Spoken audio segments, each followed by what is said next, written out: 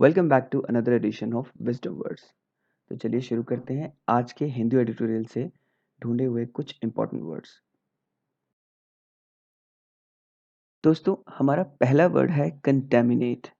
Contaminate word का मतलब होता है किसी भी सिचुएशन या स्थिति या जगह का किसी भी पोल्यूटेंट तत्व की वजह से या एलिमेंट की। पोल्यूटेंट का मतलब हुआ जो प्रदूषित तत्व हुआ, उसकी वजह से बिल्कुल पॉइजनस हो जाना, जहरीला हो जाना।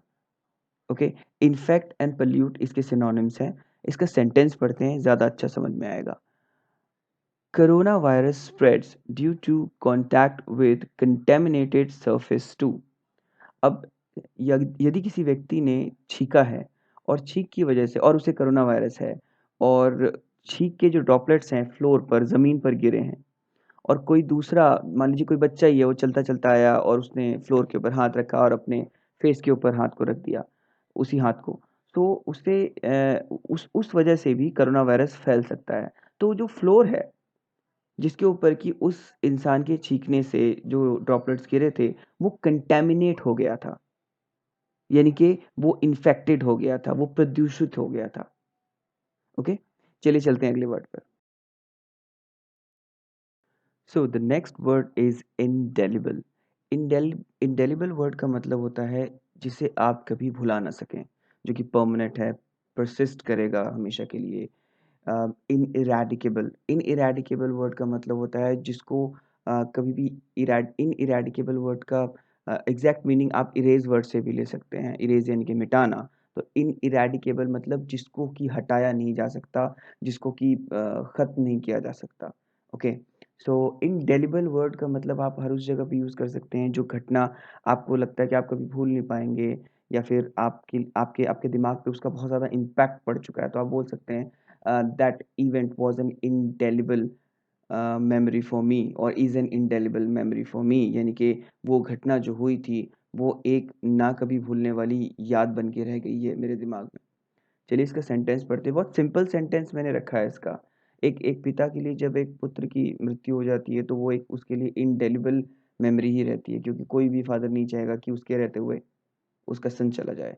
सो the sentence is the death of mister Gupta son will remain an indelible memory for him, यानी कि मिस्टर गुप्ता के बेटे की जो मृत्यु हुई वो एक उनके लिए इंडेलिबल मेमोरी बन के रहेगी। चलिए चलते हैं अगले वर्ड पर। The next word is टेनियस।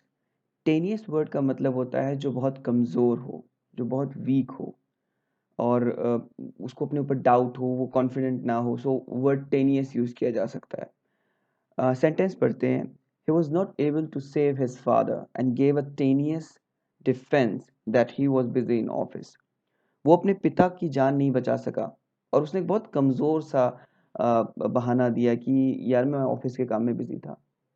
तो वर्ड टेनियस आप ऐसी सिचुएशंस में यूज़ कर सकते हैं जहाँ पे आपको लगे कि किसी का फैक्ट, किसी की बात बहुत कमज़ोर है, बहुत वीक है, उसके पास सपोर्ट करने के लिए कोई एविडेंस नहीं है। ओके, चलिए चलते हैं अगले वर्ड पर। The next sentence is rain. फिर से बोलता हूँ, रेन।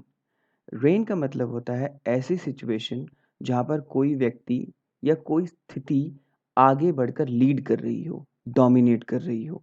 ओके, सो इसका सेंटेंस पढ़ते हैं, वो ज़्यादा अच्छी तरीके से हमें समझा पाएगा। Even after government woke from the slumber. Slumber एक तरीके की नींद बोल सकते हैं, कि आलस, नींद से सोया हुआ व्यक्ति। And announced special trains to ferry the stranded and starving workforce to their homes, confusion reigned। यहाँ पे ये सेंटेंस कहना चाह रहा है, सरकार जो अपनी नींद से जागी और स्पेशल ट्रेन्स की अनाउंसमेंट की कि जितने भी फंसे हुए लेबरर्स हैं, जो काम करने वाले हैं, परेशान हैं, भूखे हैं, उनको घर भेज दिया जाए इन स्पेशल ट्रेनों से। पर जब सरकार ने ये स्टेप इतनी देर बाद लिया तो इसकी वजह से कन्फ्यूजन बहुत आगे बढ़ गई, कन्फ्यूजन रेन करने लगी। यानी कि इस सारी सिचुएशन में जब सरकार ने ये स्टेप लिया कि ठीक है हम ट्रेन्स अनाउंस करते हैं, वर्क फोर्स को होम अपने अपने घरों में भेज देंगे, ताकि लॉकडाउन तक वो वहीं पर रह सकें, तो इस सारी चीज़ के अंदर लोगों में कन्फ्यूज़न ज़्यादा आ गई और वो कन्फ्यूज़न आगे बढ़ के डोमिनेट करने लगी। ओके? आई होप आपको इस वर्ड का मतलब समझ में आ गया होगा। ये वर्ड बहुत यूज़फुल है, छोटा है लेकिन बहुत यूज़फुल है। चलिए चलते हैं अगले वर्ड पर।